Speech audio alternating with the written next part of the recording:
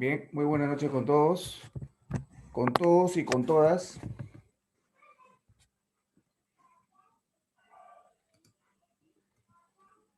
Nos encontramos otra vez más para continuar con nuestro diplomado especializado en Derecho Penal. Siguiendo nuestra temática, nuestro temario académico, estamos dentro de la parte de delitos. Habíamos estado en la clase pasada abordando, conociendo la estructura del tipo de delitos contra el patrimonio.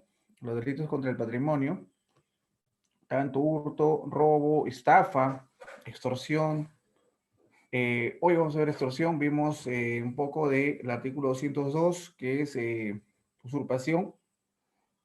Hoy vamos a abordar el delito de extorsión, cómo se configura este delito, además de chantaje, ¿no?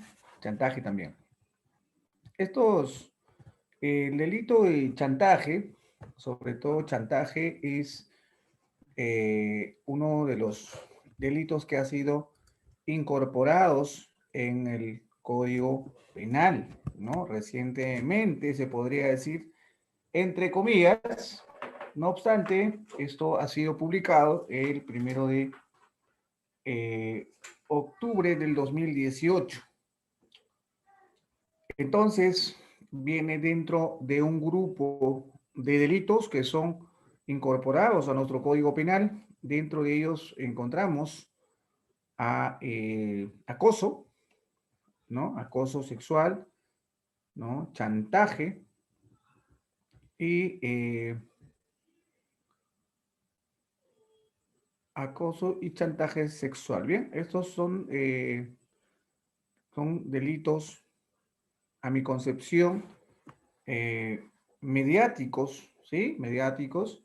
No obstante, su positivación en nuestro código sustantivo está basado eh, en los acontecimientos que había estado ocurriendo, ¿no? En esos tiempos, igual que el feminicidio, ¿no? Viene a ser producto de una corriente de difusión periodística o de las páginas oscuras, ¿no? O de los archivos oscuros de la Policía Nacional o del Ministerio Público. Entonces, cuál es la importancia de la positivación o que la norma se encuentre en el catálogo penal, por ejemplo, ¿no? ¿Es su correcta o fácil aplicación eh, para los operadores, ¿no? Estamos hablando desde la Policía Nacional, que es eh, de primera fuente quien en muchas ocasiones recibe la noticia criminal. Entonces, si al efectivo policial no le vamos a dar una norma específica de prohibición penal, se va a suscitar ciertas dificultades. Por ejemplo, esto diferenciando ciertos delitos, por ejemplo, que si bien no están en el Código Penal, pero obedecen, por ejemplo, a leyes, ¿no? A decretos legislativos que se han dado a través de leyes, ¿no? Llámese el caso, por ejemplo, de crimen organizado, la ley 30.077, dentro de ellos algunos delitos también, ¿no? Independientes. Muy bien, vamos a entonces a compartir.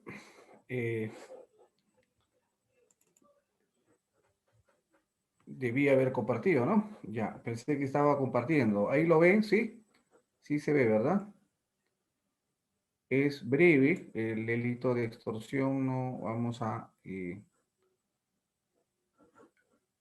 bien, ahí imagino que sí se ve.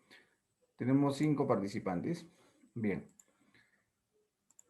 El delito de extorsión, eh, estimados amigos, como verán, como toda norma sustantiva, debe estar positivado en nuestro catálogo penal, bien, para su aplicación. Esto nos va a dar luces, por ejemplo, para eh, poder abordar de manera adecuada, ¿no? Entonces, ¿qué cosa es la extorsión?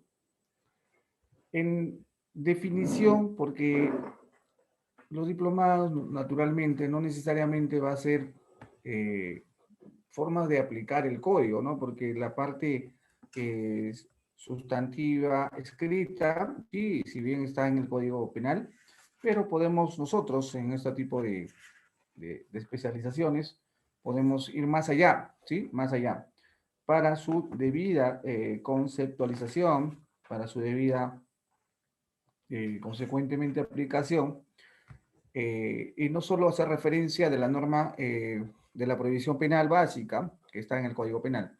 No obstante, siempre hay que tomar como referencia que dicha delito esté escrita, ¿no? El Código Penal, por ejemplo, y así como eh, los conceptos sobre este delito, nos dice que el delito consiste en obligar a una persona, a través de la utilización de violencia o intimidación, a realizar o omitir un acto negocio jurídico con ánimo de lucro. Bien, como todo delito contra el patrimonio, existe un objeto. Bien, el ánimo que enerva a este sujeto activo del delito, cometer estos ilícitos penales está orientado a un ánimo de lucro, ¿de acuerdo? Y con la intención de producir un perjuicio de carácter patrimonial, o bien del sujeto pasivo, o bien de un tercero. Si bien el delincuente, el sujeto activo, no piensa tanto o no premedita el tema de que este podría, o sea, su objeto principal de la comisión de este delito sea perjudicar al otro. No obstante, una situación, un acto, un hecho inicial conlleva automáticamente a causar dicho perjuicio. Por ejemplo, a través de violencia o intimidación, ¿no? Exige, ¿no?, a realizar u omitir un negocio jurídico a otro. Bastará esa conducta para que posteriormente se consume, ¿no? Se consume los demás acciones, como es, por ejemplo, eh, producir, generar, desencadenar un perjuicio. El Código Penal del año 2004, donde el Código Penal del 91 tipifica el delito de extorsión en el artículo 200 y dice el que mediante violencia o amenaza, quien mediante violencia o amenaza obliga a una persona o a una institución pública o privada a otorgar a la gente a un tercero de cualquier otra índole será reprimido con pena privativa de libertad no menor de 10 ni mayor de 15 años. Bien, entonces, este delito, como, como los demás delitos contra el patrimonio, tiene una cualidad, una similitud, ¿no?, en común. Esta es que se encuentra dentro del catálogo de delitos de apoderamiento, ya que existe ánimo de lucro, ¿no? Y anonimato también. Normalmente el carácter extorsivo no tiene una figura objetiva, clara de quién se puede tratar, ¿no? Se da también estos en las extorsiones de anonimato, de la clandestinidad. La naturaleza jurídica estamos viendo que el sujeto activo coacciona al pasivo, o sea, el delincuente coacciona, exige, amenaza al pasivo para la realización del negocio jurídico. En cierta forma, esto de la extorsión es un negocio jurídico, pero un negocio jurídico ilícito, un negocio jurídico basado en quebrantamiento de la norma penal. de la convivencia social, podemos llamar, ¿no? De las reglas de conducta ante la sociedad o ante el contrato social. Se quiebra, ¿no? Se quiebra la, la buena fe de un supuesto negocio jurídico que podría decirse, ¿no? En realidad es un negocio porque el extorsionador, el sujeto activo, busca algo a través de una persona, un sujeto pasivo, que a él le interesa a cambio, ¿no? De amenaza y violencia. Habíamos hablado de delitos pluriofensivos. Cuando hablamos de delitos individuales, habíamos dicho que es cuando la acción o la lesión de un bien jurídico, recae sobre un agraviado, ¿no? Un sujeto pasivo. Pero cuando hablamos de delitos pluriofensivos, no se olviden, delitos pluriofensivos, no se vayan a dar con la sorpresa que el fiscal motiva su requerimiento y, por ejemplo, de formalización de la investigación preparatoria o la acusación fiscal, y dentro de ello encuentren que diga el delito de extorsión que se le imputa al ciudadano tal tiene carácter de pluriofensivo. Y allí radica su reproche. Bien, entonces pluriofensivo se refiere pues a que esta lesión que genera el sujeto activo del delito va ¿no? a más de un bien jurídico. Esto es la propiedad, la integridad física y la libertad. O sea, el delito de extorsión es un delito grave. Es un delito grave que pues se suscita prácticamente incluyendo o peligrando estos derechos. Derecho a la integridad física, derecho a la propiedad, derecho a la libertad. Bien, a la libertad. ¿Y a qué libertad será cuando hablamos, por ejemplo, de libertad, ¿no? Dentro de uno de los bien jurídicos protegidos, la libertad. Se refiere a la libertad, ¿no? De este delito se va a alimentar o se va a dotar, por ejemplo, de otros delitos como puede ser secuestro. Bien, entonces, en un supuesto secuestro, los integrantes de esta banda, de esta organización delincuencial, que están agrupados con la finalidad de cometer delitos, realizarán el acto extorsivo cuando tienen, por ejemplo, secuestrado a alguien. ¿Por qué? Porque solo a través de esta extorsión será viable poder obtener el fin que persiguen, ¿no? Eso es por una parte. Eso es cuando, por ejemplo, el secuestro, ¿no? Cuando existe el secuestro de por medio, también un concurso de delitos. También a la libertad de disposición de un bien, te exigen a que le entregues, ¿no? Te extorsionan. Esa conducta de exigir, ¿no? Que lo depositen o que le des el dinero a cambio de tal, es extorsión. Esa es la conducta que el Código Penal reprime. Bien, estamos hablando de la naturaleza jurídica, en donde hemos dicho que el delito es pluriofensivo, ya que ataca no solo a un bien jurídico, sino a más de uno, como la propiedad, integridad física y la libertad.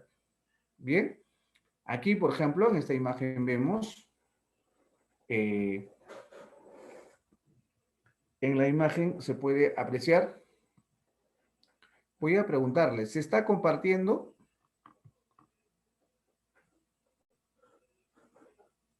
Está compartiendo la pantalla, dice, ¿no? Sí se está compartiendo, ¿verdad? ¿Alguien puede abrir su audio? Sí, doctor, sí se está compartiendo. Perfecto, gracias.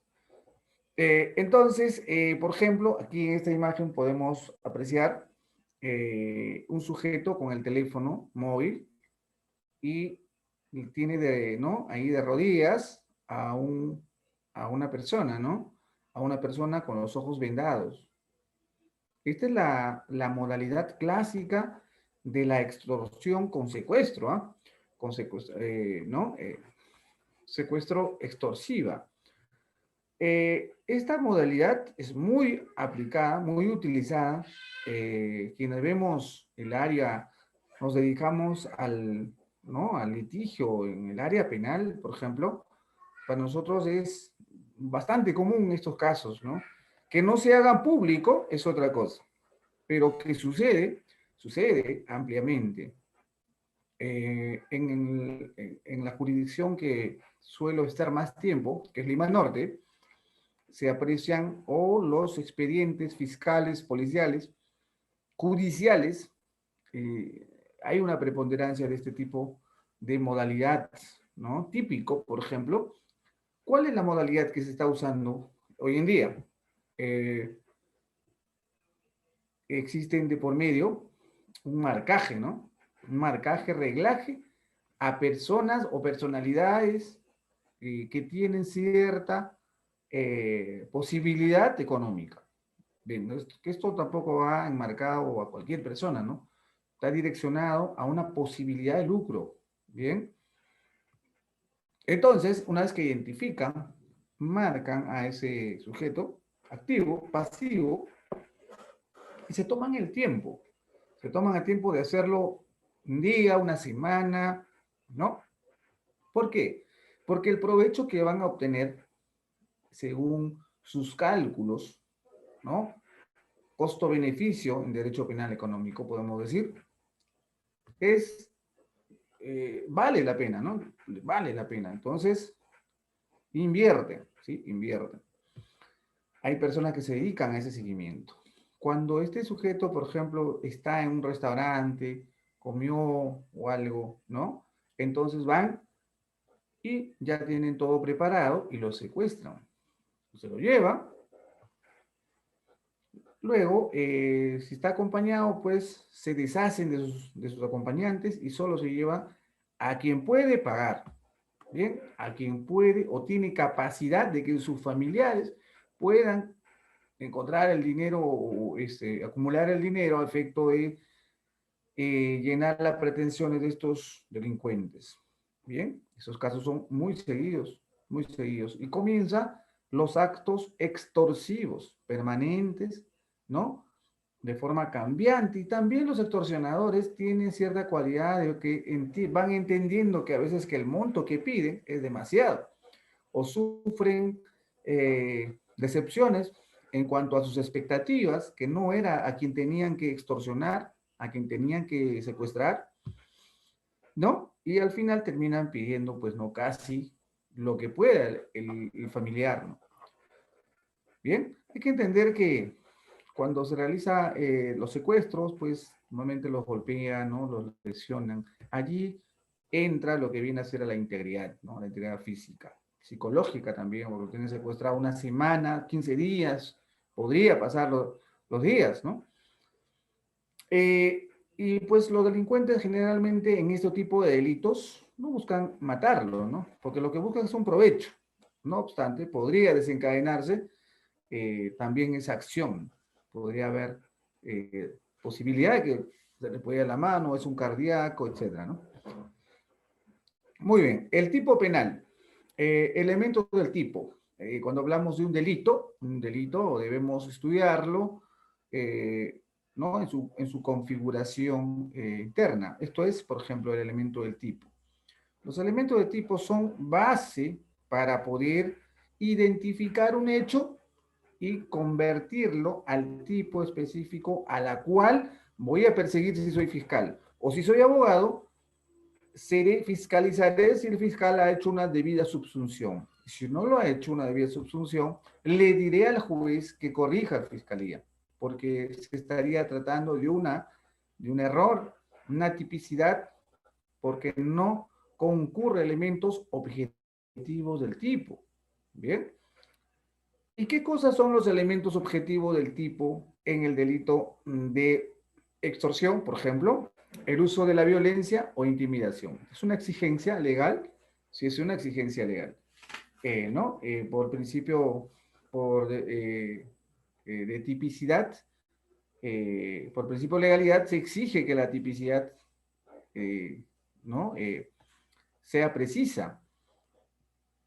Entonces, por ejemplo, el artículo 200 nos dice que cualquier sujeto, pero que cometa mediante violencia o amenaza, obligar, ¿sí? Obligar a una persona o a una institución pública o privada a otorgar al agente o tercero una ventaja económica. O sea, que incluso actos extorsivos no está direccionado solo a una persona natural, sino va más allá. Se puede extender a una institución, por ejemplo, ¿no? Entonces, primero, debe existir violencia e intimidación. Seguidamente, que se obligue, o sea, debemos encontrar en él el verbo obligar, verbo rector, condición de la acción para poder identificar la posibilidad. Dice, obligue al sujeto pasivo a actuar de una manera no querida por él. Justamente allí está la vulneración a la libertad también. La libertad de hacer, ¿no? Conforme a mi libertad, a lo que yo decido hacer, no a lo que me mandan a hacer. Eso ya es coacción, ¿no? Mediante obligar o coaccionar. Y la consumación debe, ¿no? Además, la consumación, por ejemplo, dice, es cuando se realiza o se omite un acto o un negocio jurídico en este tipo de delito.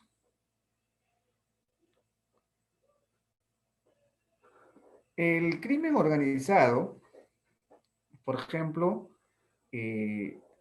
ya no solo tiene en todo caso, su delito más importante al narcotráfico, ¿no? Ahora, para obtener dinero, coaccionan principalmente a comerciantes. O sea, les dicen que si no aportan, ¿no? Si no aportan dinero, pues pueden sufrir consecuencias, ¿no? Hay extorsiones, por ejemplo, en grandes empresas, instituciones que cobran cupos, por ejemplo, ese es un medio extorsivo, ¿no? Por ejemplo, los medios para consumar el delito de extorsión, ¿no? Para que se realice esta acción, si bien está contemplado en el artículo 200, amenaza, violencia, ¿sí? A una persona, ¿no? Para obligar a una persona. Esta debe tener una exigencia o para que tenga un desprendimiento económico, ¿no?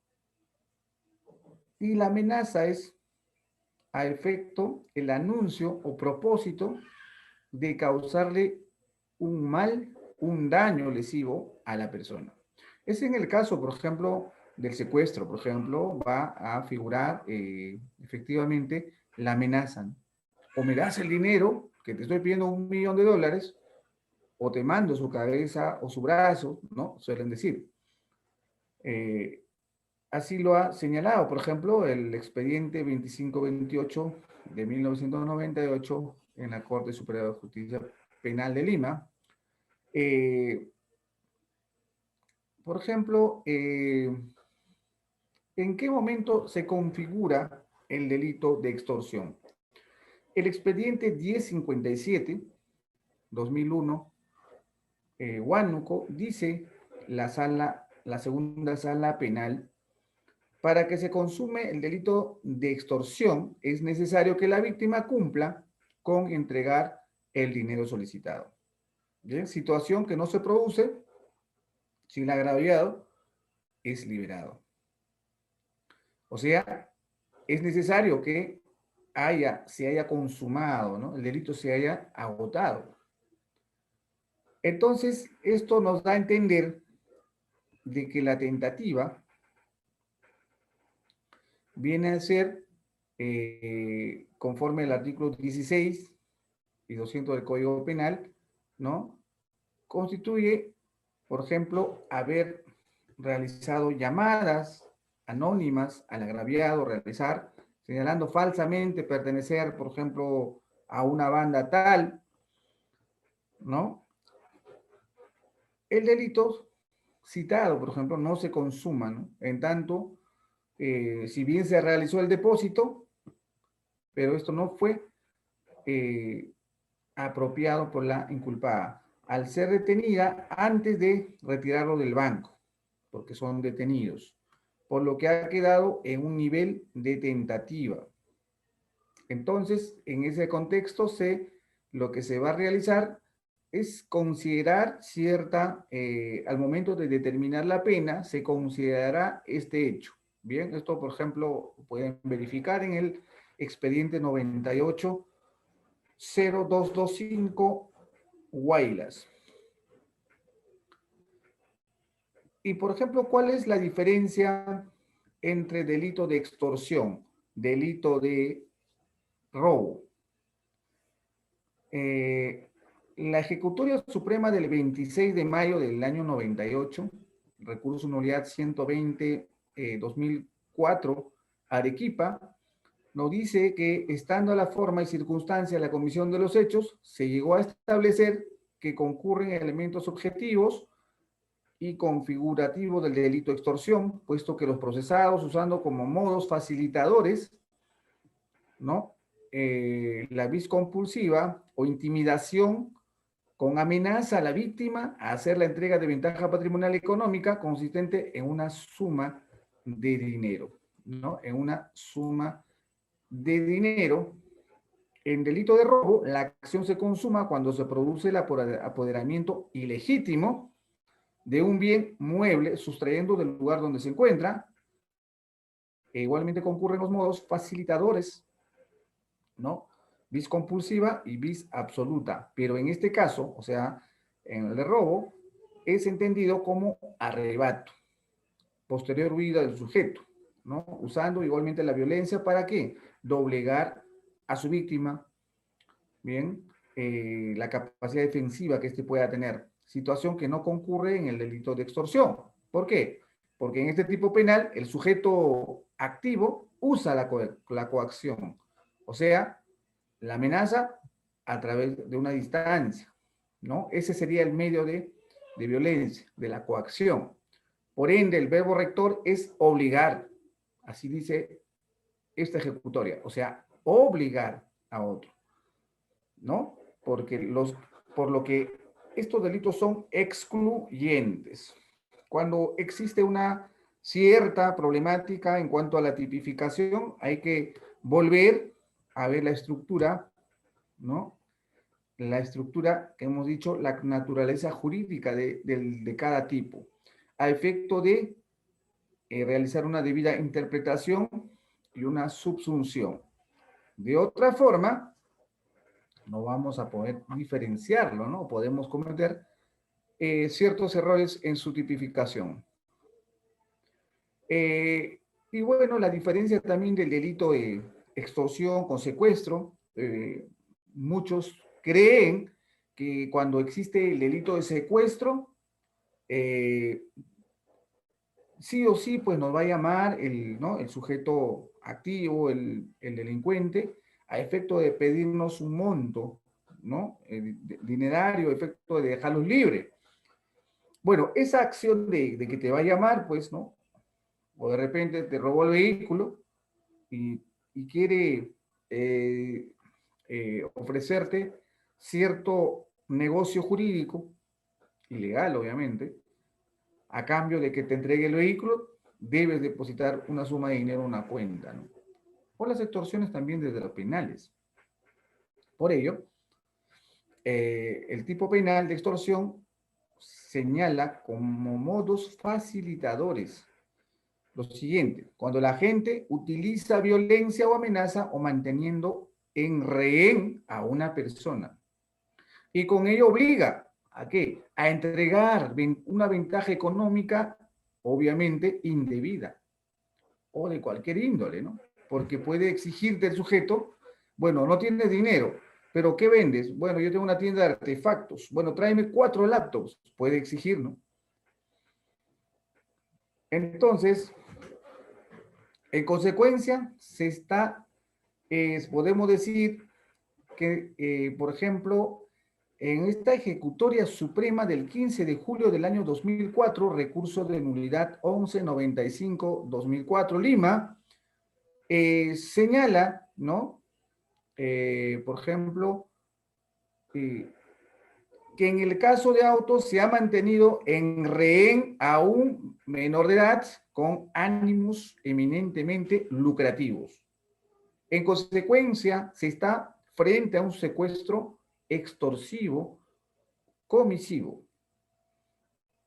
Sin embargo, atendiendo a que el móvil del agente es solo lucrativo, es procedente que en aplicación del principio de absorción, el delito de secuestro quede subsumido en el de extorsión. En realidad, esto de absorción, que el principio de absorción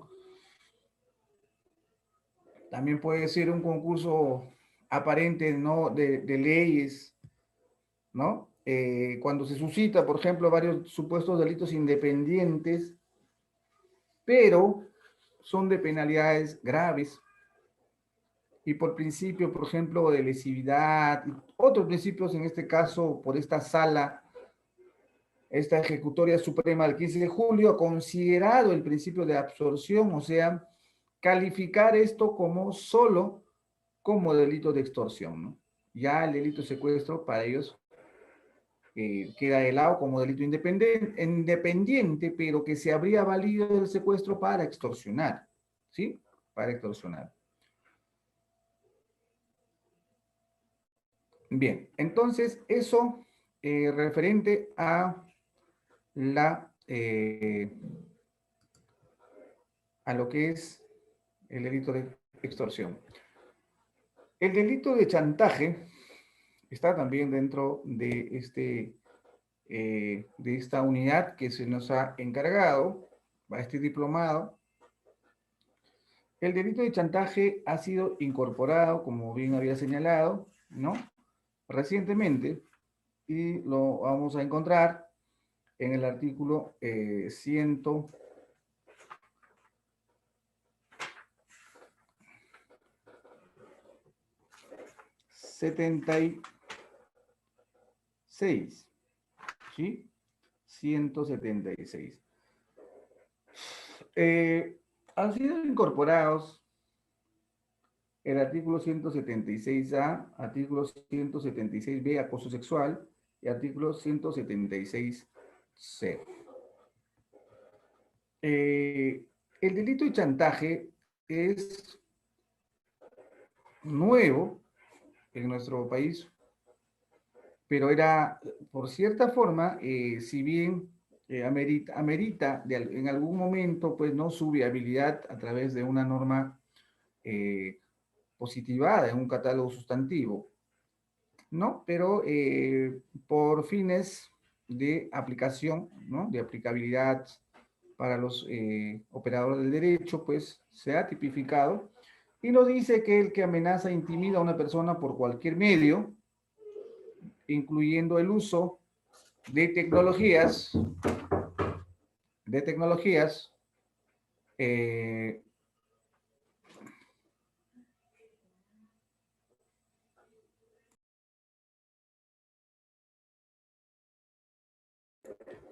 uso de tecnologías de la información o comunicación, ¿sí? Para obtener de ella una conducta, un acto de connotación sexual, será reprimido con pena privativa de libertad no menor de 2 ni mayor de 4 años e inhabilitación según corresponda conforme a los incisos 5, 9, 10 y 11 del artículo 36.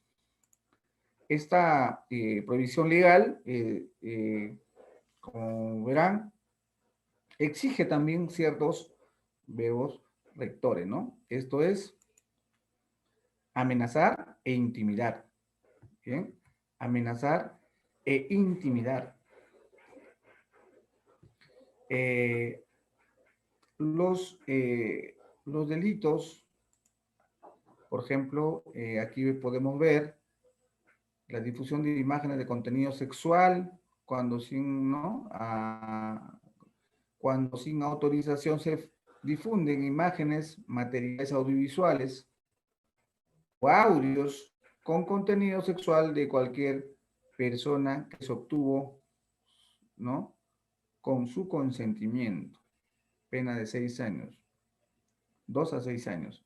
Acoso, en la modificación fue quien vigila, persigue, hostiga, asedia, busca establecer contacto, cercanía con una persona de 4 a 7 años. El chantaje lo tenemos al final, ¿no? Es cuando se amenaza o intimida a una persona para obtener de ella una conducta o acto de connotación sexual. Bien. Esto, por ejemplo, se extiende, este delito se puede extender también a fines eh, patrimoniales. En ese caso, estamos hablando lo que por derecho comparado se llama sextorsión. En México se aborda de esa forma, ¿no? La sextorsión, que viene a ser que si bien la tecnología hoy en día es una herramienta, ¿no? Útil para muchas tareas u oficios, profesiones, nos facilitan el trabajo, pero también es un camino bastante idóneo, importante para chantajear, ¿sí? Para chantajear, cometer delitos, si se utiliza de forma incorrecta. Y esto se conoce pues como el famoso sexting, el cual radica en mandar fotos o videos de contenido sexual por medio de dispositivos electrónicos a alguien parcial o totalmente desnudos con el ánimo de presumir, seducir o simplemente por diversión. Lo que no se toma en cuenta es que el contenido enviado es contenido del cual se pierde control y no podemos manejarlo, pues queda libre, ¿no? Al uso de las personas a las que le enviaste. Eh,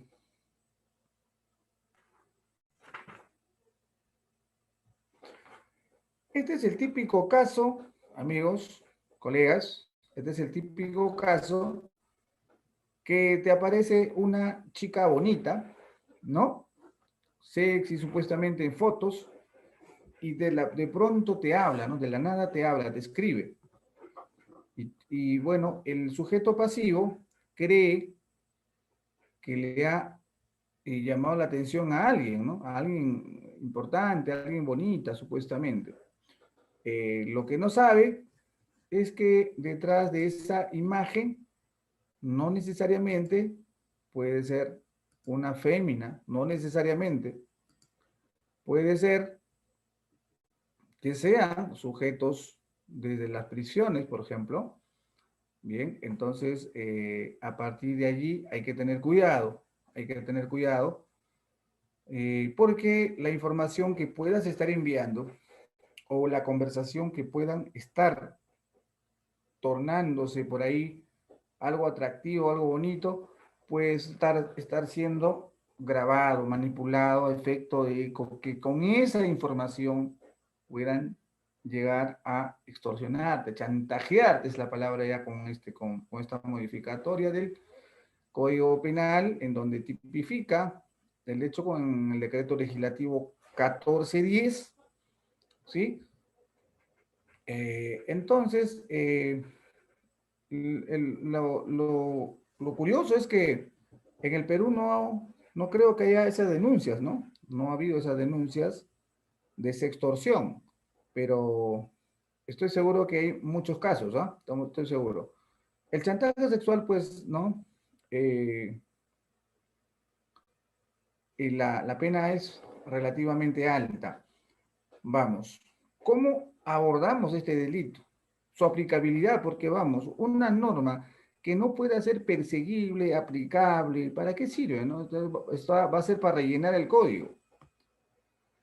Si estamos diciendo de que el chantaje se da a través de medios electrónicos, de alta tecnología, ¿no? Utilizando seudónimos, fotografías falsas, seducen a un sujeto pasivo, como le estoy comentando, la modalidad de sextorsión o el sexting, le dice, mira, mándame un videíto tuyo, yo te mando un videíto mío y luego mándame tú, ¿no? En ese toma y dame de videitos, la chica que se había desvestido en su momento, que normalmente son grabaciones o videos, de pronto le manda un link y el sujeto que piensa que lo ha pasado bien, abre ese link y el link contiene su video solo del desnudo, ¿no?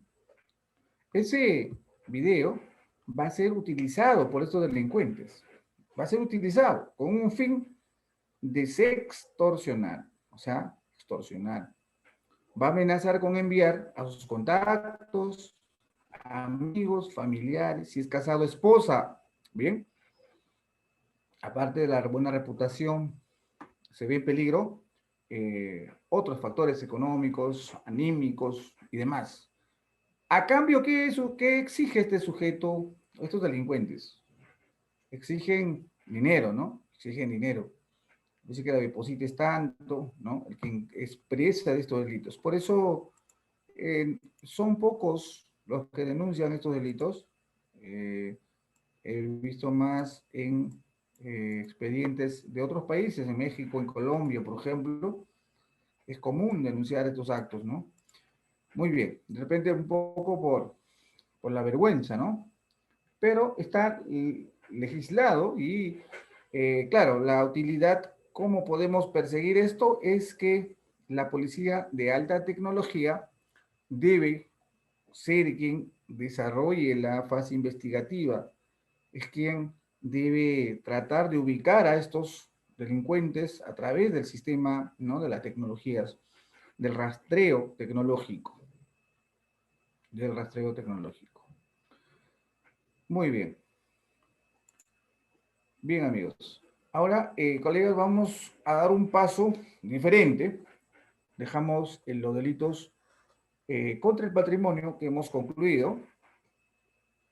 Y como tenemos tiempo todavía, vamos a tocar el delito de tráfico ilícito de drogas, que es muy importante por su utilidad, por su necesidad de abordar este temas de tráfico ilícito de drogas.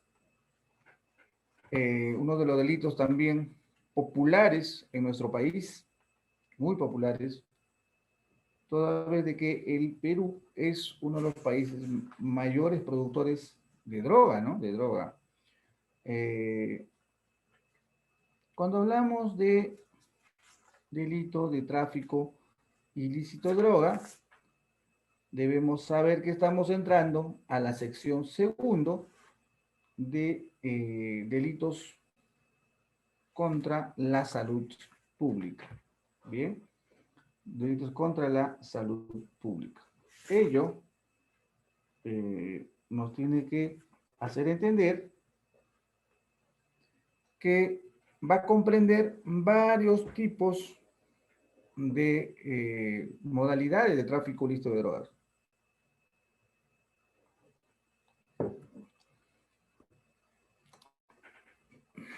Por ejemplo, el tipo base del delito de tráfico ilícito de drogas, o sea, el legislador ha considerado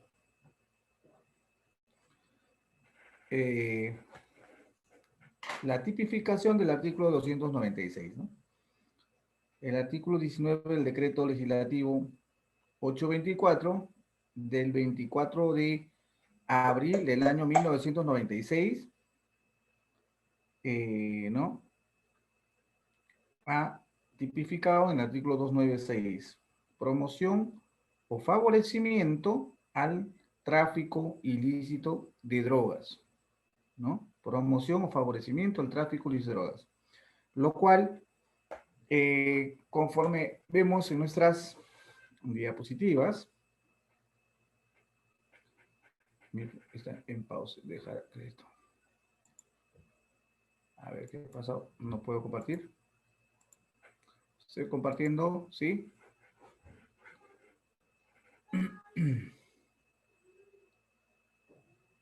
A ver, a ver. Vamos a volver a compartir ahora. Ahí, ¿no? Estamos compartiendo ahí, ¿verdad? Bien.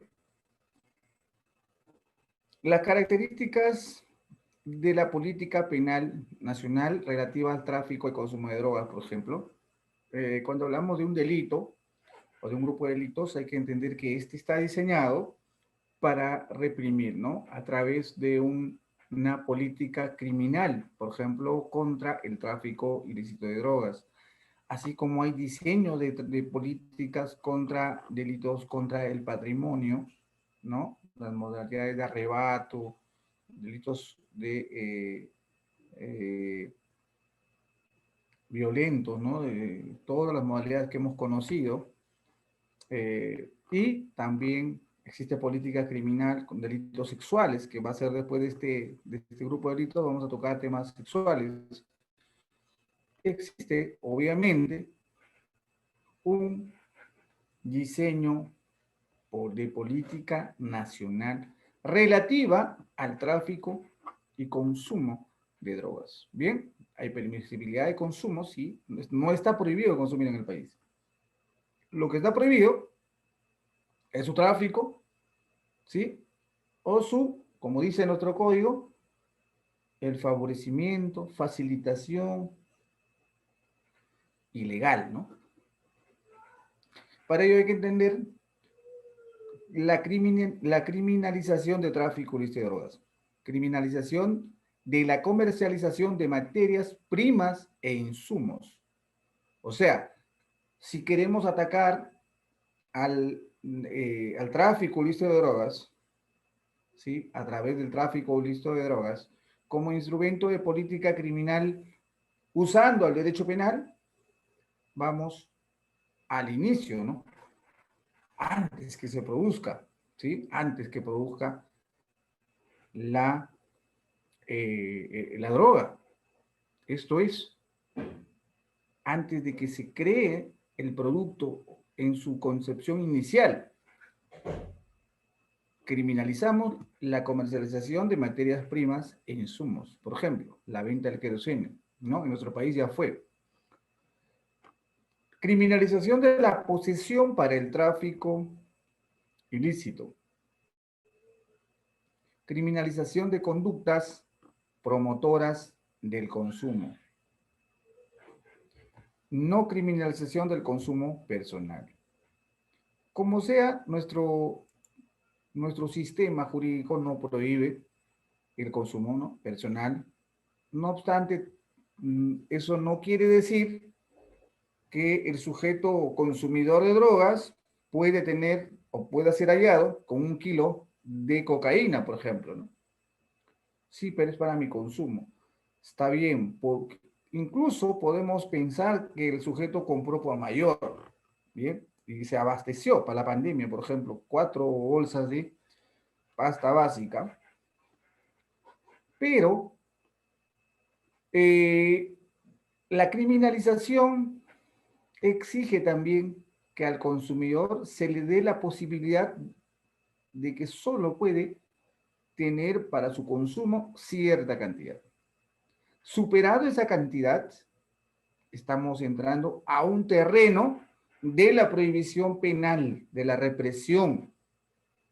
Te juro que no era solamente para mi consumo, está bien, pero logramos, ¿no? Logramos permitido, ¿no? O sea, lo que quiere decir el legislador es que si tú eres consumidor, tendrás que abastecerte de a poco. Solo así podía creer que era para tu consumo. Más allá de lo permitido, entramos a un tema de una presunción de comercialización, favorecimiento, ¿sí? Lo más probable es que tú vendas. Eso es lo que quiere decir, eso es lo que quisieron decir. Características de la política penal internacional relativas al tráfico y consumo de drogas. Por ejemplo, visualización del problema de la droga desde una perspectiva económica y de seguridad nacional. Esto atañe al país, a Perú, siendo uno de los países productores. Entonces, ello le va a dar un sitial un poco peligroso, donde se produce la droga, donde también se va a comercializar, ¿no? Se va a enviar, se va a realizar envíos internacionales. Eso generará mafias, generará que los campesinos dejen los productos alternativos o los productos de pan llevar para dedicarse al cultivo pues, de droga, ¿no? Y con ello el Perú no se encontraría dentro de la perspectiva internacional de erradicar el consumo de droga, ¿no? Que es lesivo, es un delito contra la salud pública. Otra perspectiva es la consolidación del modelo geopolítico estructural de intervención. Bien, en la región Perú, Colombia, Bolivia, ¿no? Son los países productores de primer orden, ¿sí? De primer orden, que van a ser el origen de las cocaínas para el mundo. Además, detección de decomiso de los capitales de las organizaciones criminales que activan el tráfico ilícito de drogas. Esto estamos hablando de política internacional, ¿bien? El tráfico ilícito de drogas, si bien el receptor final de la droga, o sea, el consumidor final de la droga, no está en nuestro país, de repente, porque eh, nuestro país no es un país tanto de consumidores de droga, ¿no? Según Cedro, arroja cierto porcentaje de consumidores, ¿no? Pero que también es sostenible, es una verdad real que naturalmente el tráfico en nuestro país se realiza con fines de producción y de venta al extranjero. Ello, por ejemplo, genera ganancias. Esas ganancias son ganancias de origen ilícito, ¿no? Por ejemplo, los lavados de activos, inicialmente, pues tenían delitos previos, no independientes, pero generadores de este delito, que al final terminaban o la acción final del lavado de activos es insertar el dinero, ¿no? De origen ilícito al mercado. Una vez ingresado al sistema de cambio, al sistema monetario, a nuestro sistema ¿no? de mercado ya, este dinero ha dejado ya ese revestimiento ilícito. Eso es lavado de dinero, lavado de activos, de un producto, de un acto delictivo, de hechos delictivos, ¿no? Entonces, justamente es lo que aquí se pretende repeler a través del derecho penal. Para ello, por ejemplo, esos capitales, una vez insertados en el flujo monetario de nuestro país financiero, será perjuicioso para nuestro país, a razón de que está ingresando un dinero no legal y no dentro de la percepción económica de banca de nuestro país. Eso realiza al final, ¿no? Un desbalance en cuanto se refiere al control de capitales, ¿no? Bien, el control del movimiento y suministro de las sustancias precursoras o insumos químicos para la producción de drogas, como lo que les dije, les señalé, el querosene, ácido, la mica y todos los elementos que son básicos para poder, por ejemplo, extraer la droga de la hoja de coca. Eso debe ejercerse un control, ¿sí? Ya está penado. No puedes llevar querosene superado tal cantidad, ¿no? Y tiene su propia penalidad también. La cooperación judicial como vía necesaria para la eficacia del sistema penal contra el crimen organizado. El delito de tráfico ilícito de drogas debe ser uno de los delitos en donde se ha generado el crimen organizado, las mafias, ¿bien? Sí, es así. Nace en Italia, ¿no?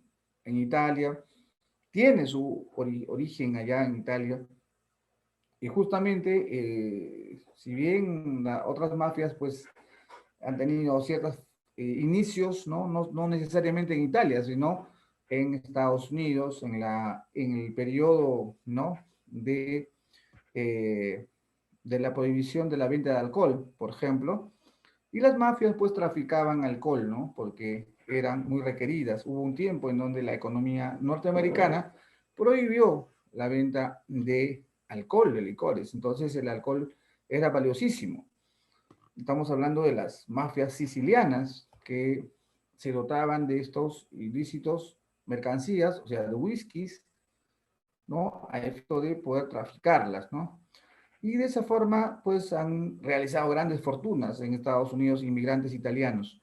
Pero también en Italia misma nace otras organizaciones en donde, pues sí, el tráfico ilícito de drogas es uno de sus fortalezas. Por ello, es necesario romper con ciertos segmentos de imposibilidades jurídicas internacional o de no compatibilidad legislativa, normativa. eh, entonces, esas figuras que imposibilitaban, por ejemplo, traer a un sujeto que cometió el delito en Perú desde Italia era difícil, ¿no? Aparte de ello están los convenios internacionales referentes a extradición, ¿no? El Perú tiene convenios, sí, con muchos países, son algunos con los cuales no tiene. Eh, por ello, a eso hace referencia cuando decimos la cooperación judicial como vía necesaria, ¿sí? De la eficacia del control del crimen organizado.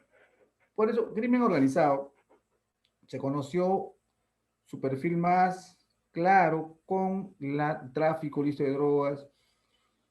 En nuestro país, trata de personas. En nuestro país, con la minería ilegal, ¿no? U otros. El desarrollo de nuevas tecnologías de investigación criminal. Interesante, ¿no? Todo lo que es crimen organizado o nuevas formas de criminalidad son bastante interesantes. Estamos hablando de nuevas técnicas de investigación criminal. Esto obedece a que los delitos que se perseguían de forma tradicional ya no se puede. O sea, el proceso, cómo se utilizaba anteriormente a delitos convencionales, hoy en día son obsoletos, o bueno, en todo caso poco prácticos. Por ello, la nueva técnica de investigación criminal será necesario. Eso se llama un paso a la criminalidad o flexibilizar ciertas garantías procesales, ¿bien? O limitar ciertas posibilidades, por ejemplo, de eh, generar impunidad. Esto es a través de diseños procesales en donde coadyuven a una rápida persecución por parte de las fiscalías, ¿no? Estamos hablando de delitos no convencionales, porque cuando hablamos de crimen organizado, ¿no? Y más aún internacional, es difícil perseguirlo utilizando nuestra habitual, nuestro habitual mecanismo procesal.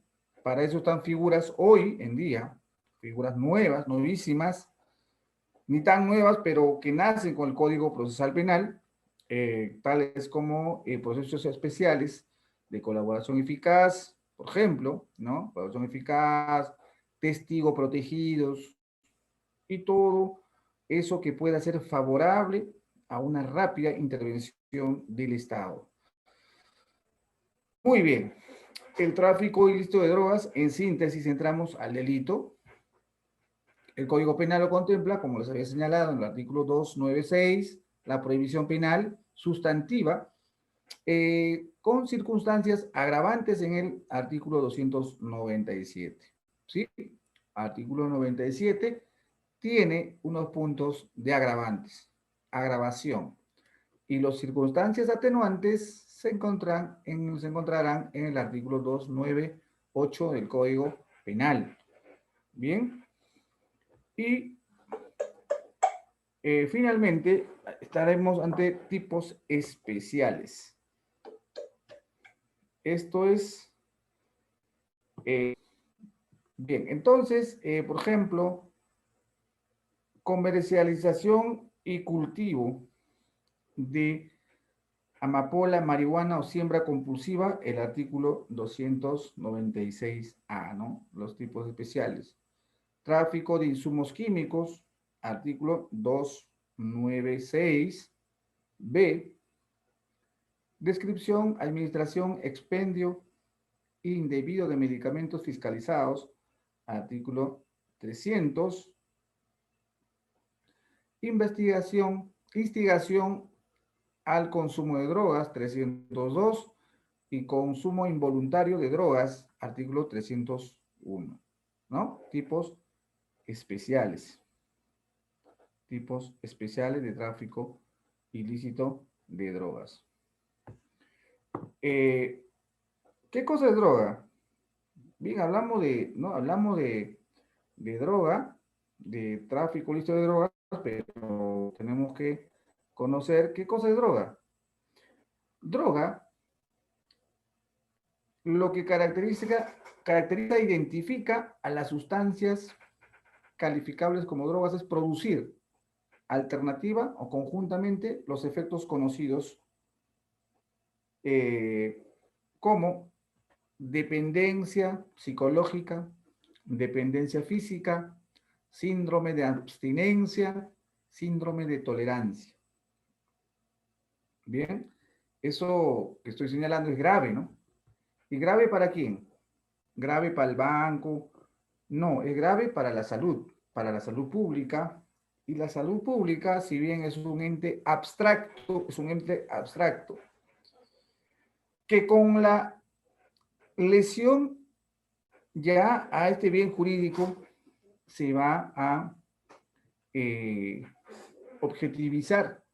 Esto es, incrementará las estadísticas de consumo de drogas.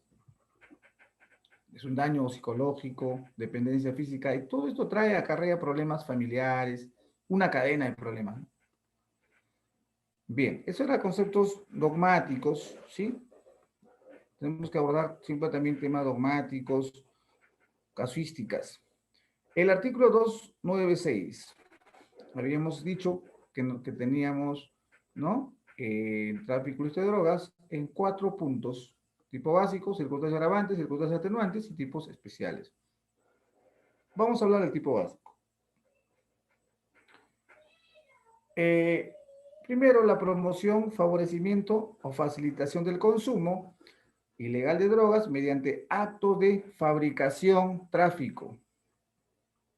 Esto viene a ser un delito de peligro concreto. Peligro concreto. ¿Y por qué peligro concreto y no abstracto? Porque peligro abstracto es aquel supuesto delito que se está cometiendo, pero que no se ha materializado en sus efectos. En caso de peligro concreto, esto se materializa, exige materialización, ¿sí? La droga no es un invento, no está flotando en el aire, ¿no? Posesión, y le encontraron con la droga, es un delito concreto.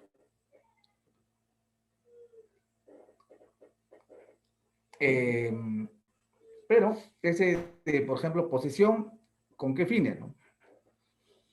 De consumo, de comercialización, ¿sí? Comercialización, la prohibición. Bien, la posesión de drogas con fines de tráfico ilícito de drogas. Segundo párrafo, delito abstracto. Suministro, producción o comercialización de materias primas, insumos destinados a la elaboración de drogas, actos, fines de promoción, facilitación, financiación, tercer párrafo, viene a tener una criminalización autónoma de formas específicas de participación y de actos preparatorios. O sea, al momento de realizar la configuración jurídica de este delito, se señalará que son formas específicas de participación en actos preparatorios, ¿no? Que también tiene su propia regulación penal. Y la conspiración para delinquir, cuarto párrafo del artículo 296, criminalización autónoma de formas específicas de participación de actos preparatorios. Entonces, el contenido y básico, el tipo básico del artículo 296 del tráfico ilícito de drogas, nos dice que el que promueve, favorece, facilita el consumo ilegal de drogas tóxicas, estupefacientes, sustancias psicotrópicas mediante actos de fabricación o tráfico será reprimido con pena privativa de libertad, no menor de 8 ni mayor de 15 años, y 183 a 75 días multa e inhabilitación conforme a los artículos 36, 1, 2, 3, 4, numerales. Bien, aquí vemos, por ejemplo, la amapola, mucho dinero, y tenemos también al cannabis sativa, ¿no? Faltó la pasta básica, ¿no? De cocaína, que aquí lo tenemos. El segundo párrafo, el delito de comisión abstracta, en toda configuración abstracta de tráfico ilícito de drogas, es el que posea drogas tóxicas, estupefacientes o sustancias psicotrópicas para su tráfico ilícito será reprimido con pena privativa de libertad no menor de 6 ni mayor de 12 años y con 120 a 180 días multa. El tercer párrafo, la criminalización autónoma, es, por ejemplo, quien provee o formas específicas de participación. El que provee, ojo, proveer, por ejemplo, insumos, es estar inmerso dentro de la prohibición penal. Produce, acopie, comercialice materias primas o insumos para ser destinados en la elaboración ilegal de drogas, cualquiera de sus etapas de maceración, procesamiento o elaboración, promueva, facilite, financie dichos actos, será reprimido con pena privativa de libertad no menor de 5 ni mayor de 10 años y con 60 a 120 días multa. Bien, ¿y cuáles serán esos insumos, no? ¿Serán cualquier insumo? ¿Será, pues, unas botas, en donde supuestamente a esos lugares hay que ir, no lejos, en donde pisan la droga, ¿no? ¿Será una bota hacia un insumo? Son ciertos elementos, ¿no? Esto es, por ejemplo, aquí ponen, ¿no? Son instrumentos o artículos específicos para que funcione esta producción. Por ejemplo, estos balones de aquí están llenos de ácido o que para poder que la coca se desprenda de la droga, ¿no? Aquí hay cantidad de ácidos que habrían sido recuperados, detenidos. El cuarto párrafo, criminalización autónoma de formas específicas, por ejemplo, dice el que toma parte de una conspiración de dos o más para promover o facilitar el tráfico ilícito de drogas, será reprimido con pena privativa de libertad no mayor de 5 ni mayor de 10 años. La conspiración. Las circunstancias agravantes del tráfico ilícito de drogas es importante abordarlo, importantísimo, porque es muy práctico al momento de su aplicabilidad. Esto es, por ejemplo, en el artículo 297, la pena privativa será no menor de 15 ni mayor de 25 años. Es altísima la pena, ¿no? De 180 a 360 días multa. ¿Cuándo? 5 agravantes. El agente comete 8 agravantes. Cuando el agente comete hecho abusando del ejercicio de la función pública, el agente tiene profesión de educador, se desempeña como tal en cualquiera de los niveles de enseñanza, ¿no? ¿Esto qué quiere decir? Las circunstancias agravantes viene a ser por primero, por la condición del agente, ¿bien? Por el lugar de comisión, por el modo de ejecución, por el destinatario del tráfico ilícito de drogas, por la pluralidad de agentes, 5, y 6, por integrar una organización criminal, 7, por excesiva cantidad objeto de acción del delito. Y eso, por ejemplo, ¿cómo se puede abordar? Por ejemplo, por la condición personal del agente. El agente comete el hecho abusando de ejercicio de la función pública. El alcalde o gobernador regional que lleva en su camioneta, aprovechando que no le van a revisar a él, cierta cantidad de droga o insumos para su elaboración. 2, por el lugar de la comisión del delito. ¿A qué atañar a ello? El agente tiene la profesión de educador, desempeña como tal en cualquiera de los niveles de enseñanza. Bien, realizar estos actos vendiendo un profesor de primaria o secundaria que se pone a vender droga a sus alumnos o lo instiga a que estos consuman. Bien. Cuando hablamos por el modo de ejecución, diremos que el agente es médico, farmacéutico, químico, odontólogo o ejerce esta profesión sanitaria. Bien, modo de ejecución, ¿cómo lo ha ejecutado? Por el destinatario del tráfico.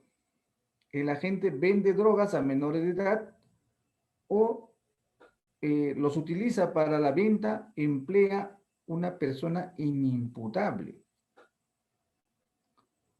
La siguiente, el hecho es cometido, cuando dice pluralidad de agentes, el hecho es cometido por 3 o más personas o calidad de integrantes de una organización criminal. Bien. Y por excesiva cantidad del objeto de la acción del delito. Excesiva cantidad, ¿no?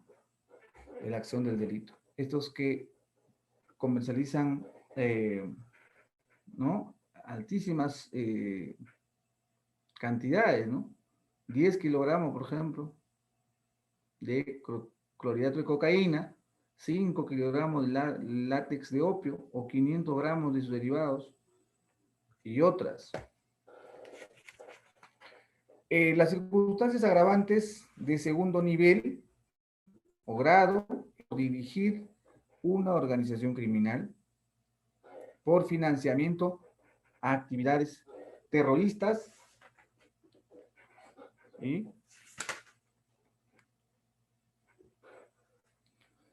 las circunstancias de primer grado por la condición personal del agente, ¿no? Ya se había señalado, el agente comete el hecho abusando del ejercicio de la función pública, el agente tiene la profesión de educar o desempeña como tal en cualquiera de los niveles de enseñanza, esos casos sí existen, era un profesor quien había estado instigando al consumo de drogas, ¿no? O permitió. Agentes médico, farmacéutico, y aquí está de forma resumida lo que hemos señalado. Por lugar de la comisión de delito, el hecho es cometido en el interior y inmediaciones de un establecimiento, por ejemplo, un colegio. Por el modo de ejecución, la gente utiliza a un menor de edad, ¿no? O a un inimputable. Por el destinatario del tráfico ilícito de drogas, agente vende drogas a menores. Por la pluralidad de gente, inciso sexto, el hecho es cometido por 3 o más personas. Por integrar una organización criminal, el hecho es cometido en calidad de integrante de una organización criminal. Y por último, por excesiva cantidad de droga, ¿no? 20 kilos de pasta básica, 10 kilos de clorhidrato de cocaína, etc.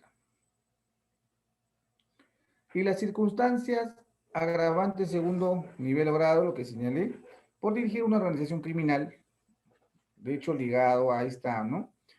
A este delito, como cabecilla de una organización dedicada al tráfico ilícito de drogas, o insumos para su elaboración.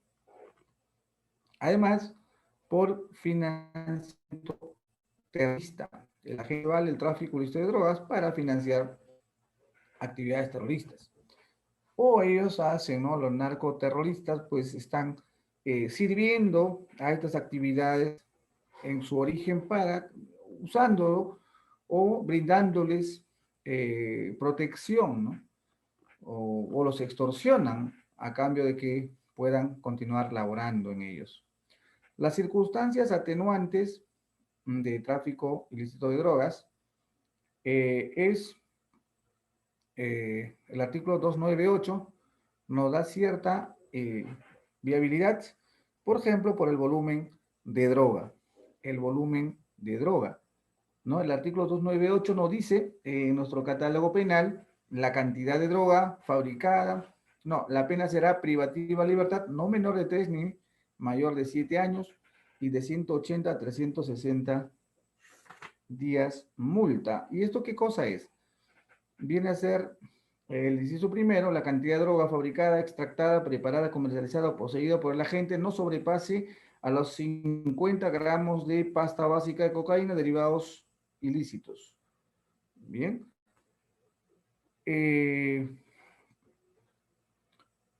Aquí está la cantidad: 50 gramos de pasta básica de cocaína y derivados ilícitos. 25 gramos de clorhidrato de cocaína, 5 gramos látex, 100 gramos de marihuana o 10 gramos de sus derivados, 2 gramos de éxtasis conteniendo metilendioxanfetamina y otros. ¿Esto con qué intención habría elaborado el legislador, no? Esta cuantificación de la cantidad, ¿no? Y una cierta atenuante en pena. Es a efecto que, por ejemplo, no exista una cierta punibilización, un cierto exceso de punibilidad tan solo al hecho de traficar, ¿no? Sino debe haber puesto en peligro un bien jurídico, vulnerando el principio de lesividad. En todo caso, el, el magistrado, el juzgador, al momento de imponer la pena, no solo para imponer una condena, sino también para poder fijar una medida coercitiva, una medida cautelar, por ejemplo, de prisión preventiva, evaluará cuánta cantidad de droga se lo incautó a este sujeto. Y la policía, en la atestado policial, o hoy en día, informe policial, o acta de detención, acta de intervención, acta de registro personal y todas las actas señalarán de que se le encontró 200 gramos de cannabis sativa, por ejemplo, 100 paquetes de quetes conteniendo una sustancia blanquecina, pulvurulenta, ¿no? Que al someterlo al pericia físico-químico, arrojó tanta cantidad, ¿no? De clorhidrato de cocaína. Entonces, el juzgador tomará como referencia la cantidad. Tomará como referencia la cantidad para efectos, por ejemplo, de no solo de emitir una condena, ¿no? Porque ha habido muchas ejecutorias en donde pues se cuestiona que el juez le habría impuesto una pena alta, pues, ¿no? Por tener en su poder, por ejemplo, 60 gramos de pasta básica de cocaína. ¿Cuál es la permisibilidad? 50 gramos. Y el sujeto tenía 27 gramos de clorhidrato de cocaína, que es alta pureza, pero solo 2 gramos superior a la prohibición penal. Y tenía 7 gramos de clorhidrato de látex de opio, la prohibición era 5. Tenía 120 gramos de marihuana seca, y la prohibición penal era de 100. El sujeto sostiene que es para su consumo, pero la norma es explícita, ¿no? La norma es explícita. Y esto es que si el juzgador es riguroso, le llamamos también legalista. Legalista se aferra ¿no? a la legalidad, a lo que está prescrito en el catálogo penal, pues fundará su condena conforme establece la ley, ¿no? La norma. Pero también recordar de que los juzgadores, los jueces, deben realizar un trabajo de determinación judicial de la pena en base a otros principios de lesividad, ¿no? De pro homine, pro libertatis, de humanidad de la pena, entre otros. Entonces ahí entrará a significar que la cantidad sobrepasada no era tanto, pues, ¿no? Entonces incluso hasta se puede presumir que era para su consumo. Pero dentro de esta sustentación de los procesos por tráfico ilícito de drogas urbanas, se suscitan otros problemas. ¿Problemas como cuál? Problemas como, por ejemplo, eh, por máxima la experiencia se entiende que como se trata de cuantificar la droga hallada, la droga recabada al sujeto activo, existe también la posibilidad de que algunos malos efectivos policiales pues realicen allí también su maniobra, ¿no? Maniobras ilícitas, como son, por ejemplo, de sembrar las drogas. Esos temas, por ejemplo, desnaturalizan como quieran una correcta administración de justicia, una percepción combinada de ciertos elementos periféricos que los jueces no deberían ya tomar en cuenta, pero ante tanta evidencia noticiosa y también de carácter real, de vida real, que existen estos casos, entonces los jueces también le da cierta credibilidad, por ejemplo, a la defensa, cuando aduce que la droga encontrada no le pertenecía a él. Pues como se trata de 1 gramos más, entonces sí se presume que aquí ha habido manipulación de la cantidad de droga hallada y lo que se quiere pretender decir que se ha hallado, ¿no?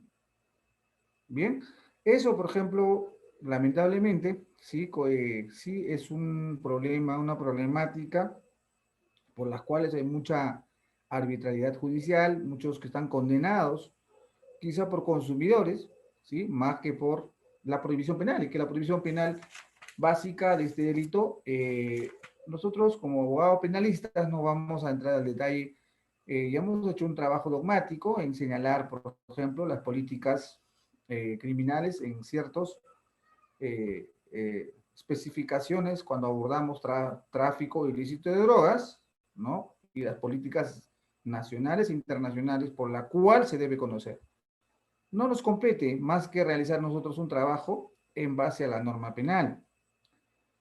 Lo que es materia de sanción o la búsqueda de responsabilidad penal en delito de tráfico ilícito de drogas, conforme al 296, que viene a ser la norma genérica, la norma base o el tipo base, es el que promueve o favorece o facilita el consumo. Bien, si no se encuentra esos elementos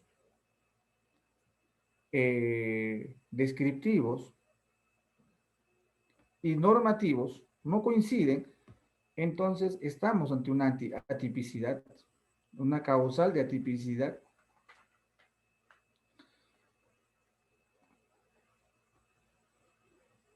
Por ejemplo, el artículo 296C, penalización de la resiembra, ¿no? Esos casos no se dan en la zona urbana, pero se da en la zona rural. Bien, un propietario de un terreno puede ser imputado por resiembra de coca. ¿Y cómo se da esto? Llaman, por ejemplo, al despacho.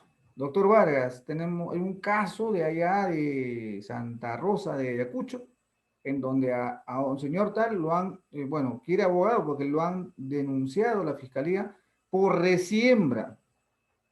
Uy, ¿eso qué es? ¿Cómo traficaba? No, ni cargaba droga, no, no, resembraba la droga. El propietario posesionario tercero que haciendo uso de cualquier técnica de cultivo, resiembra parcial o totalmente con arbusto de coca, semillas y o almácigos, ¿sí? Está detallada la norma, ¿no? Aquellos predios de coca erradicados por el Estado. Serán reprimidos con pena privativa de libertad no menor de 3 ni mayor de 8 años. Serán decomisados a favor del Estado los predios con total o parcialmente estuvieran cultivados ilegalmente con esta planta. Miren aquí, tremendo problema, ¿verdad? Tremendo problema. Vamos a ver, vamos a abordar esto porque es una problemática real que nosotros tenemos que entender como abogados que vamos a defender estas causas, o fiscales también, para que puedan establecer cierto grado de comprensión. Eh, Existe en ciertas zonas de nuestro país, o existió en el tiempo de Fujimori, una política de erradicación de coca, ¿sí? Erradicación de plantaciones de coca. Esa política se desarrolló, eh, yo considero una política un poco dura, ¿sí? Un poco dura, un poco abusiva, que creo si se hubiese tratado de otros países o con de repente mejores organizaciones sociales nacionales, pudo haber demandado al Estado una acción económica. Este sistema de erradicación consistía en fumigar desde lo alto del cielo con una avioneta, ¿sí? A baja altura, a cualquier hora, específicamente en las madrugadas, y lanzaban pues ciertos hongos, ¿no? A través de un polvo en forma de líquido. Estos al contacto con el terreno, lo que hacía era dañar las plantaciones, dañaba la tierra en general. Bien, en los lugares donde ha sufrido erradicación de plantaciones de coca, ya no crece nada. No crece nada porque se pudre la raíz. Bien, entonces, al querer matar la pulga, mató al perro también. Estas zonas en donde se realizó este mecanismo, dice según la norma, como ya están erradicadas a través de ese método de fumigación, es uno de los métodos. El otro método es que vengan macheteadores, se les conocía, en Guayaga, efectivos policiales o militares, vestidos dotados de uniforme especial, con botas, y macheteaban mecánicamente toda la coca, ¿no? Lo macheteaban. Y luego hacían un acta, qué zona, a quién le pertenecía y todo. En ese lugar ya no se puede sembrar droga. Si no, te aplico el 296, penalización a la resiembra. ¿Bien? A la resiembra. Eh, en el caso de la erradicación en forma de anonimato, o sea, soltando hongos desde el cielo, ahí no se puede describir si fue erradicado en esa zona o no fue erradicado, ¿no? También lo quemaba la coca y le quemaba al plátano, a las frutas, todo ya se quemaba, ¿no? O sea, dañaba. Entonces, ¿de qué cultivo alternativo podías hablar? Entonces, todo eso también crea conflictos sociales. Esos conflictos sociales, todo por esta política también de represión al tráfico ilícito de drogas. Por lo cual, el delito de tráfico ilícito de drogas es pluriofensivo, ¿verdad? No hemos hablado sobre ello. El delito de tráfico ilícito de drogas debe ser considerado uno de los delitos graves, muy pluriofensivo. ¿Por qué? Porque es pluriofensivo desde su desde la propia droga, el concepto de droga que he señalado al inicio, desde allí es de verse que es pluriofensivo. Lesiona la salud pública, ¿sí? Salud mental, porque los efectos nefastos de la droga acarrean ciertas condiciones irreparables al sistema neurológico. La droga es neurotóxica, la pasta básica de cocaína. La sativa, cannabis sativa es alucinógena, ¿no? Eh, pero la pasta básica es neurotóxica, o sea, envenenará los sistemas nerviosos. La marihuana, alucinógenos, ¿no? Pero también, de hecho, que va a causar ciertas alteraciones, ¿no? A la integridad de la salud en general. Por ello, desde ese punto de vista, es pluriofensivo.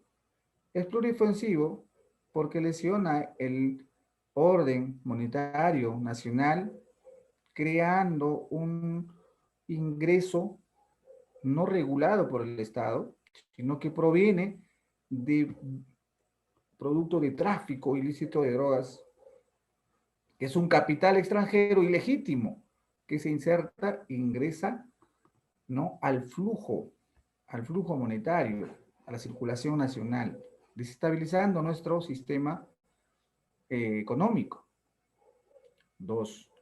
Tres, ¿qué más? ¿No? Produce violencia, porque dentro del tráfico de drogas existen bandas, organizaciones criminales, mafias, con las cuales se suscitarán otros delitos, extorsiones, ¿no? Secuestros y demás. Habrá también corrupción, ¿no? Autoridades de la función pública, a alcaldes, funcionarios, policías, ¿no? Miembros del ejército. Crea también corrupción. O sea, por lo cual el delito de tráfico de drogas es un derecho pluriofensivo desde esa perspectiva también. Finalmente es también porque el país se verá como un estado, un narcoestado, ¿no? Un narcoestado que daña, ¿no? Las relaciones internacionales, la perspectiva de nación y demás. Bien, amigos. Entonces, el delito de tráfico ilícito de drogas tiene toda esa connotación dogmática, política, por la cual estamos involucrados en, si bien como abogados, como abogado litigante que soy, me dice, doctor, pero usted está a favor o en contra que vendan droga, ¿no? Porque igual va a llegar un cliente como abogado.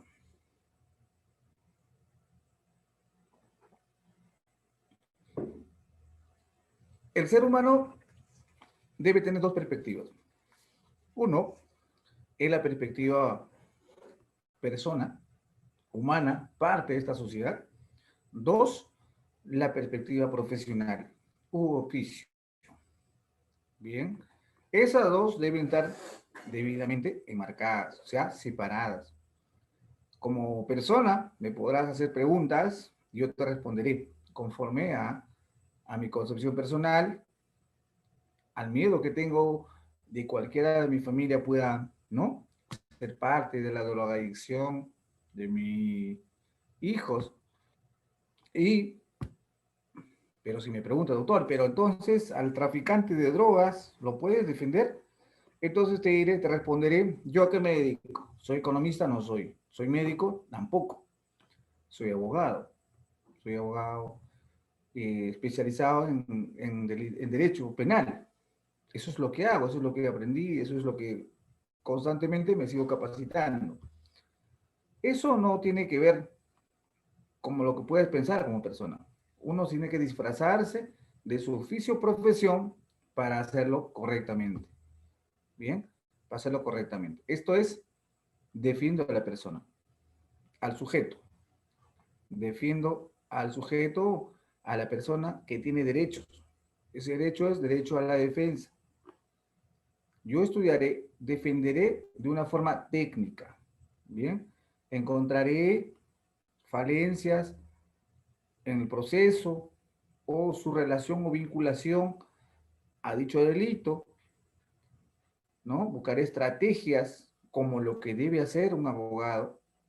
De la misma forma, también el Ministerio Público creará, diseñará, programará, esquematizará su propuesta de tesis fiscal.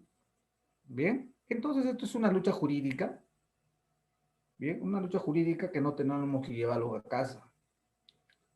¿Ok?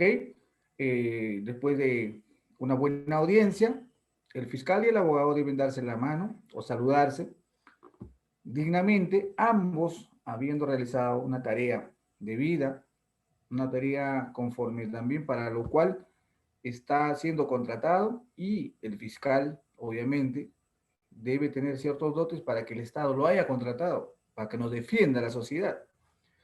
Esto no quiere decir que el fiscal es el bueno de la película y nosotros seamos los malos de la película.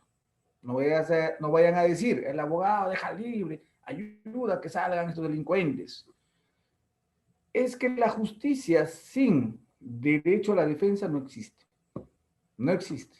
Es imposible la preexistencia de la justicia sin la defensa. Y esto no es de hoy ni de ayer. Esto viene de orígenes de la humanidad.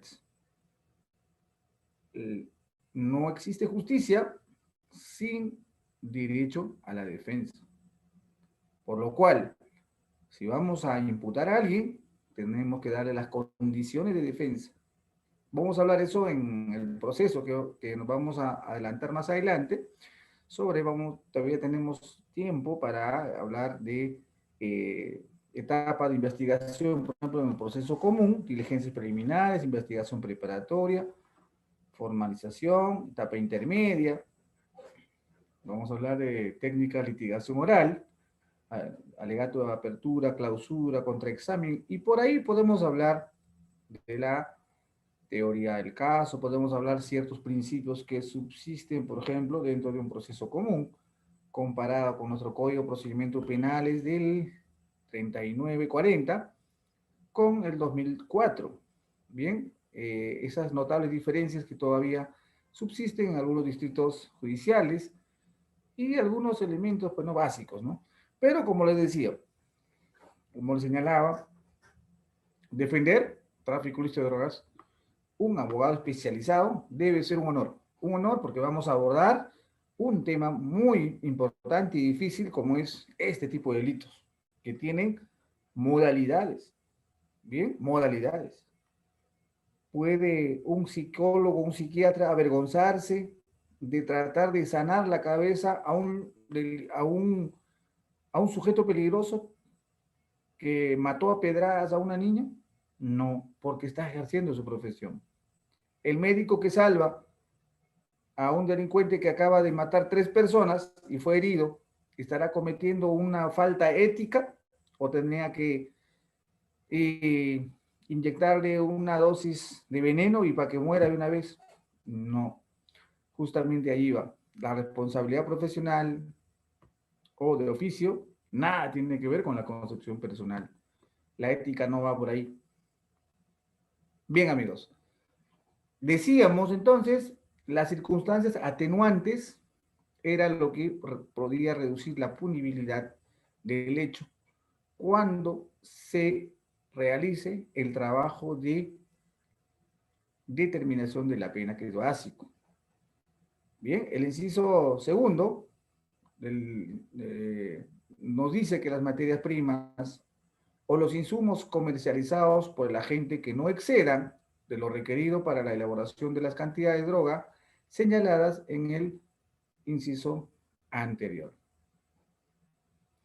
Lo que está tratando de decir el legislador aquí es que se ha señalado cuál era la cantidad máxima que tú puedas llevar, por ejemplo, de ácido, ¿sí? De querosene, ¿bien?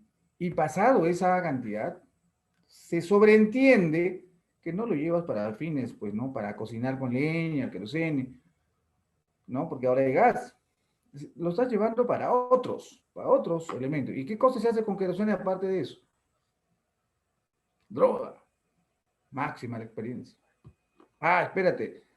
Ácido, ¿para qué vas a llevar tanto? Ah, tengo una fábrica de tal. ¿Estás seguro? Bueno, vamos a pedir una orden judicial a efecto de hacerte un levantamiento, bien, de documentos, un allanamiento, y vamos a verificar si tu empresa realmente requiere. O te doy 24 horas de plazo, le dice el fiscal, a efecto de que eh, acredites que tu empresa se dedica a la labor de tal en donde se hace uso de cierta cantidad de ácido. Y también agrégame, le va a decir el fiscal, compras anteriores. Bien. Y queremos ver el producto, queremos ver la fórmula de lo que sale, en donde tenga que decir ácido. Difícil, ¿no?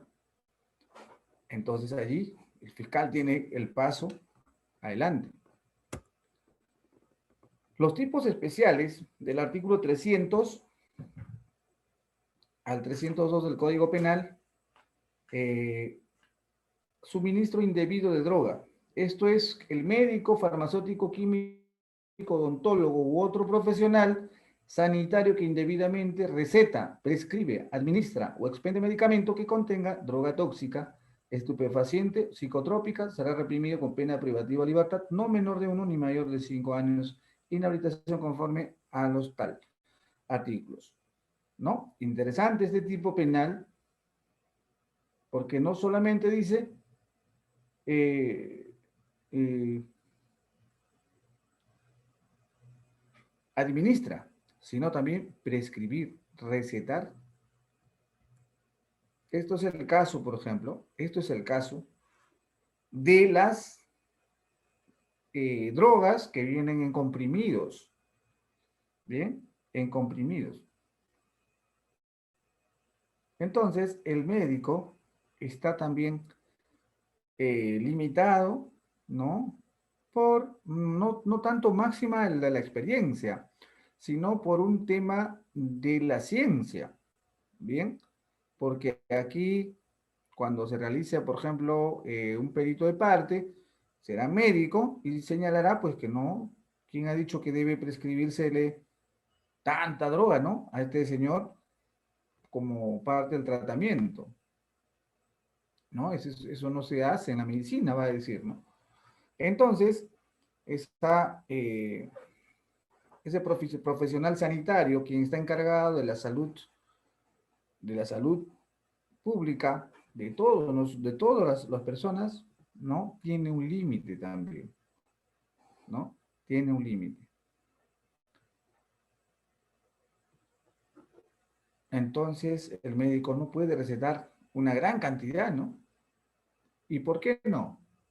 Porque dice de medicamentos y compuestos con sustancias fiscalizadas. O sea, no cualquier cosa, porque hay ciertos medicamentos que el médico podría prescribir, ¿no? Pero estas sustancias, por ejemplo, puedan estar fiscalizadas. Por eso estamos hablando de tipos especiales. ¿Y por qué decimos tipos especiales? Porque quien lo va a cometer el delito no es cualquiera. Ya no es el qué, sino el médico, el farmacéutico, el químico, el odontólogo u otro profesional sanitario. Ah, doctor, espérate, ¿y puede ser, por ejemplo, el carpintero? No, pues, es una persona en específica, el sujeto activo es una persona en especial. La prohibición es para ellos. Ah, sí, porque nadie más puede recetar. Bien, es más, esta norma como que se antagoniza entre él, ¿no? Dentro de allí, porque dice, el médico, el farmacéutico, químico, odontólogo u otro profesional sanitario, dice, que receta, prescribe o administra. Bueno, hay que entender que solo el médico puede recetar. Quien receta la medicación es el médico o el odontólogo. Ello conforme a sus atribuciones. Ambos entienden de la fisiología médica y la farmacología. O sea, esos dos profesionales. Ah, espera, doctor, ¿y el farmacéutico químico? ¿El farmacéutico? No, el farmacéutico es quien las vende, no distribuye. El químico, quien va a producir la fórmula. Pero ellos solo se limitan hasta allí, ¿no? La prescripción médica es solo del médico y el farmacéutico. Es decir, indebidamente, bueno, u otro profesional sanitario, a menos que lo hagan ya de forma irregular, ¿no? Ya saliendo también de esa esfera de deber. El deber de administrar es del médico. De la prescripción médica no debe ser ejercida por otro. Ah, doctor, y cuando voy a la farmacia, la señorita me dice, ¿cuáles son tus síntomas? Ah, me duele la garganta. Claro, pero ellos no te recetan. Ellos te dicen, ah, bueno, yo tengo ese medicamento que te puede hacer bien y te la venden.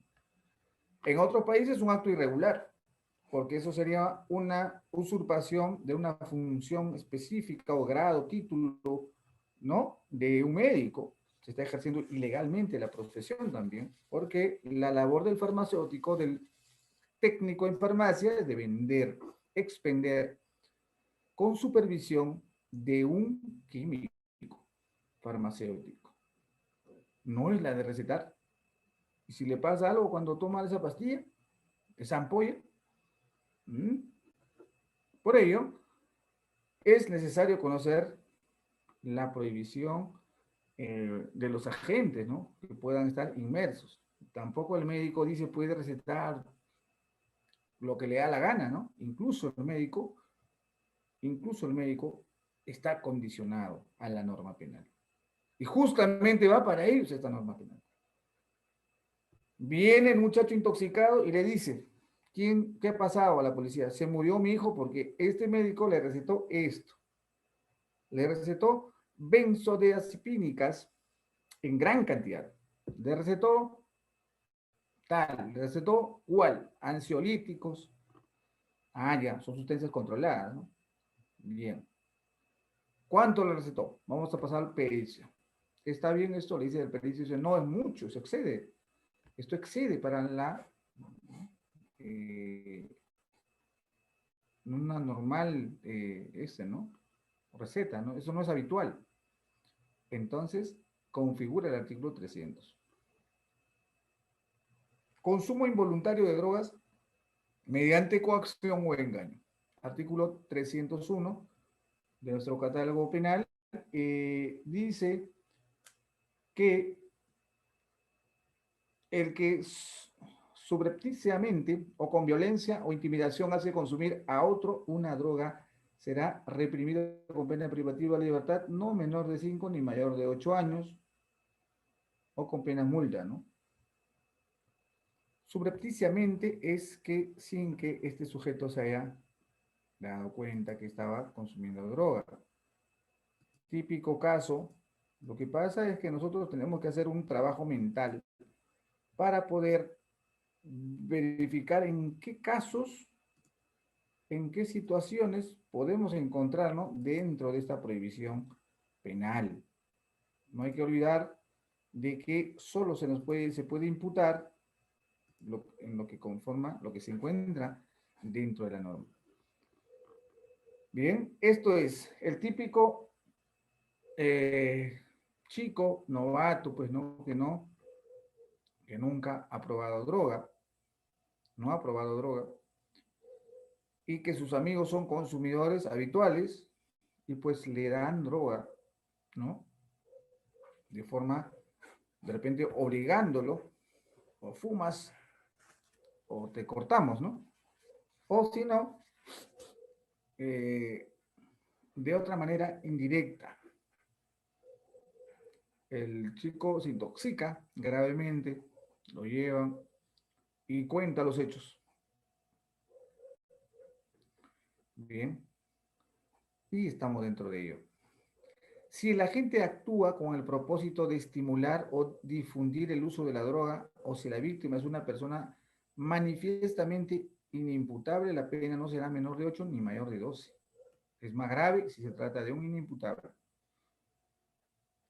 Bien, o sea, un menor u otro, ¿no? Por grave alteración de la conciencia de la víctima, ¿no? Personas inimputables.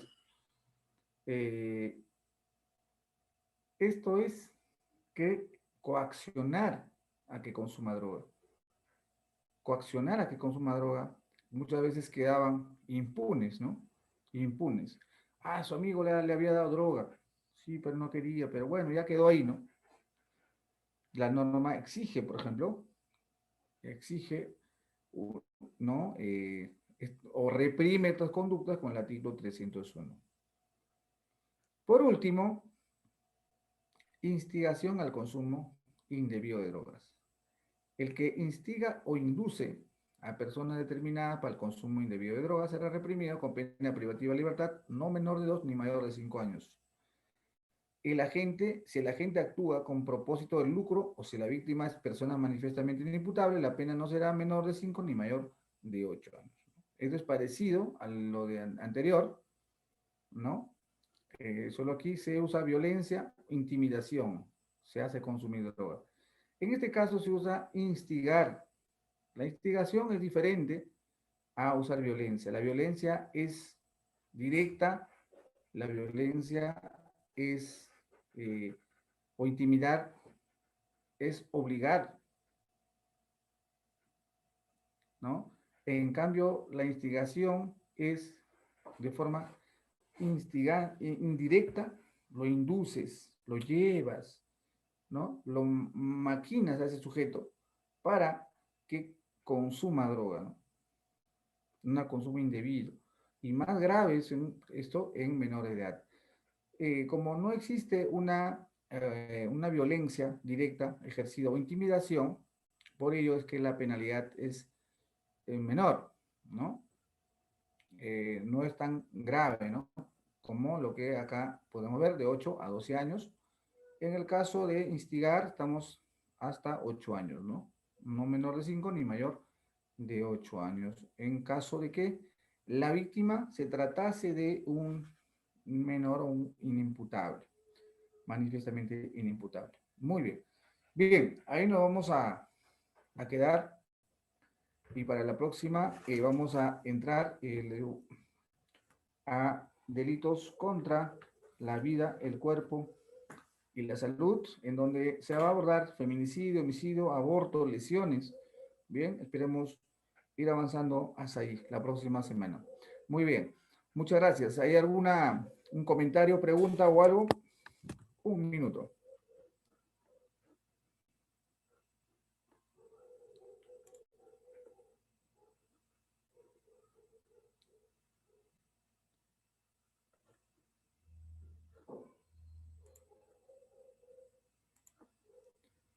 Bien, en vista que ya no hay comentarios, les deseo un buen fin de semana, ¿sí? Nos vemos el día lunes. Muchas gracias con todos. Buenas noches, doctor.